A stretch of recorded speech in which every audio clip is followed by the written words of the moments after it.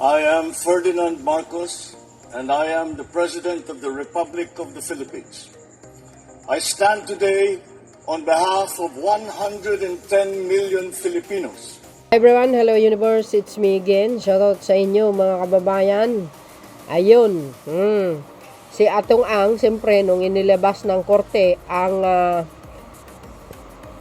inilabas ng trial court branch 26 Santa Cruz, Laguna ang warrant laban kay Ang, pinuntahan po sa sa Pasig, wala sa doon. So, makikita nyo mamaya mga kababayan, mayroong isang video na pinuntahan ng ating autoridad dyan sa Batangas. Wala silang nakita kundi yung mga manggagawa niya, no? So, dahil dito, sabi dito mga beso, ayan, sabi dyan, nilalabas ng Santa Cruz, Laguna Regional Trial Court, Branch 26, ang warrant laban kay Ang at ang 17 iba pang mga kasong kidnapping, with a homicide, kidnapping with serious illegal detention. Agay! O, ayan, o. Ano sabi? Atong Ang hindi natagpuan sa bahay nito sa Pasig. Agay, nagtatago. Saan ka nagtatago ngayon? Oh. Natatawa ako, guys, Bakit? Under the Marcos administration, walang sinasanto. Bilyonaryo ka man or sino kang Poncio Pilato.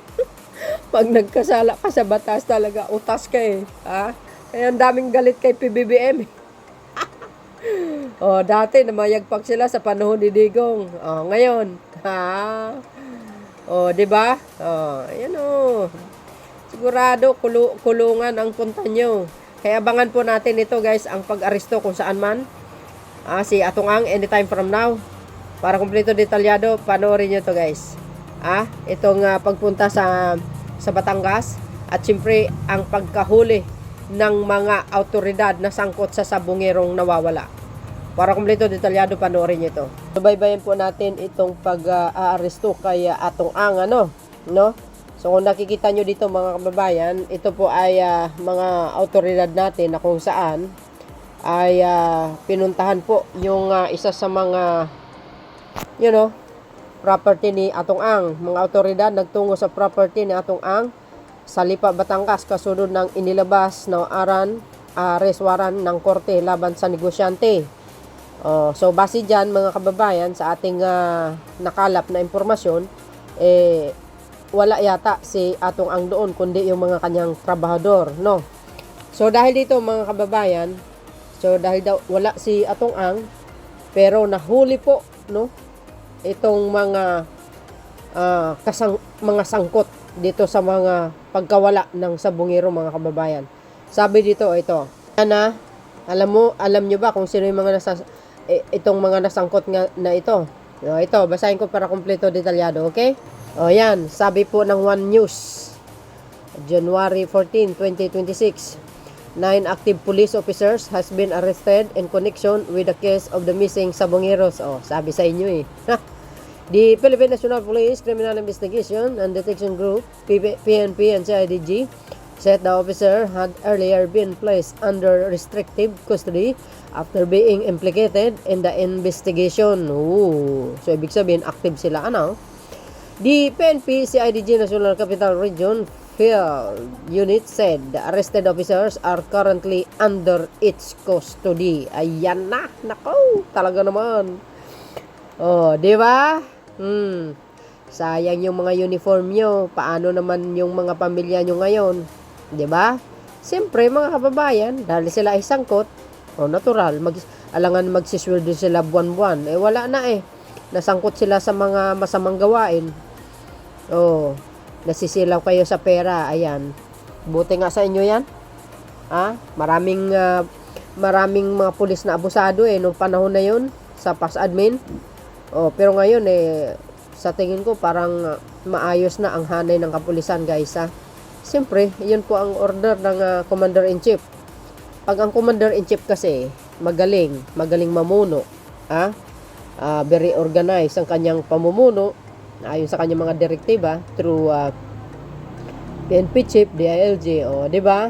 Maganda maganda ang imahe ng kapulisan ngayon mga kababayan. Kung nakikita nyo, marami pong napopromote ng Marcos administration. Nakikita nyo yan sa RTBN.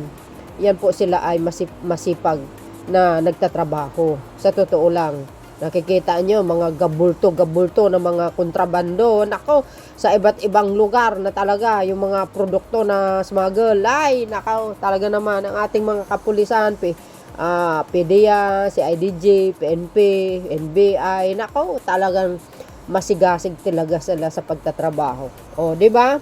The PNP, CIDG, National Capital Region Field Unit said the arrested officer are currently under its custody. Ayan. Authorities said more police personnel may still be arrested as the investigator continue to account for other active officers allegedly involved in the case. M goes. The warrants were issued for charges of kidnapping with homicide and serious illegal detention. O, ano na? Ayan, sayang yung mga tsapa nyo. O, di ba? Siyempre guys, no, apektado ang mga pamilya nito. Siyempre, hindi na sila nagsisweldo. Wala na eh. O, paano yan? Sinayang lang nila eh. Yung kanilang uniform. O, nagpapadala kayo kasi kay kay Angkor.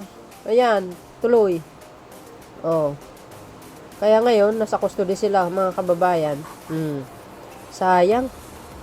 Mga activity guys, hindi lang sila, marami pa. Panahon ni Digong, namamayagpag kayo. Pero ngayon, nga. So, yun mga kababayan, abangan po natin yan. Mga karagdagang ulat tungkol dito. Ay, gay. Sabi sa inyo, iba pag Marcos ang namumuno. Siguradong utas kayo lahat. Well. Abangan natin, marami pa yan. Relax lang kayo dyan, mga bes. Enjoy the ride. So, yan guys, maraming salamat sa inyo watching. See you again when next upload. Bye and baboos. God bless Philippines. There's more. Don't forget to likes and follow, mga beswa. Bye!